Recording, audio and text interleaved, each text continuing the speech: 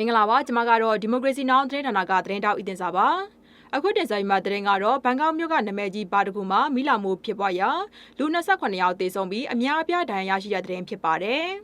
ဇူလိုင်လ12ရက်ည7:00နာရီကျော်မှာထိုင်းနိုင်ငံဘန်ကောက်မြို့ဂျွန်ဖွန်ရပ်ကွက်လက်ပြောက်လမ်းမကြီးအနီးကဘာတခုမှာမိလာမှုဖြစ်ပွားရာ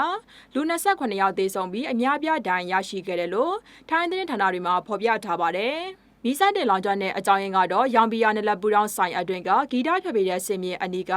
ဝါယာရှော့ပြပြီးပောက်ကွဲမှုစတင်ခဲ့တာပါ။အဲဒီနောက်မှာတော့ဆိုင်မျက်နှာချက်မှာကတ်ထားတဲ့အတန်လုံးဖော်ပြတွေစီမီးကအရှယ်အုံနဲ့ကူးဆက်သွားခဲ့ပြီးဆိုင်အတွင်းမီးကိုအမောင်ထုတွေဖုံးလွှမ်းသွားခဲ့တာဖြစ်ပါတယ်။ဒီပြစ်စင်နဲ့ပတ်သက်ပြီးထိုင်းဝန်ကြီးချုပ်ကမီးလောင်ပြင်ကနေရုံလောင်း28လောင်းရှာဖွေတွေ့ရှိကြောင်းနဲ့ထိခိုက်ဒဏ်ရာရရှိသူတွေကိုလည်းစေယုံကိုပို့ဆောင်ထားတယ်လို့မီဒီယာတွေကိုအတည်ပြုပြသထားပါတယ်။ထိုမီလောင်မှုကြောင့်တေဆုံးသူအမျိုးသား9ယောက်အမျိုးသမီး18ယောက်တေဆုံးပြီးဒဏ်ရာရရှိသူ60ကျော်ကိုစေယုံတင်ထားရကြောင်းလည်းသိရပါတယ်။မီလောင်မှုနဲ့ပတ်သက်ပြီးတာဝန်ရှိသူတွေကအသေးစိတ်စုံစမ်းမှုတွေပြုလုပ်နေကြောင်းလည်းသိရပါတယ်။အခုမီလောင်တဲ့ဘာဟာဘန်ကောက်မြို့ရဲ့အချက်အခြာနေရာကျတဲ့ချာတူကျက်ခိုင်နေမှာတည်ရှိတဲ့ရောင်ဘီယာနယ်လက်ပူတောင်းဘာဖြစ်တဲ့လူဝက်စီကားစုံဖျက်ပြရေးနဲ့စတောက်ဆိုင်နေရာတစ်ခုအပြင်ရေပန်းစားနေတဲ့နေရာတစ်ခုလည်းဖြစ်ပါတယ်။ထိုင်းနိုင်ငံမှာအလားတူမီလာမှုဖြစ်စဉ်တွေအရင်ကလည်းရှိခဲ့ပြီးခဲ့တဲ့2022ခုနှစ်တုန်းကလည်းနိုင်ငံအရှေ့ပိုင်းရှိဂီတာဘာတစ်ခုမှာ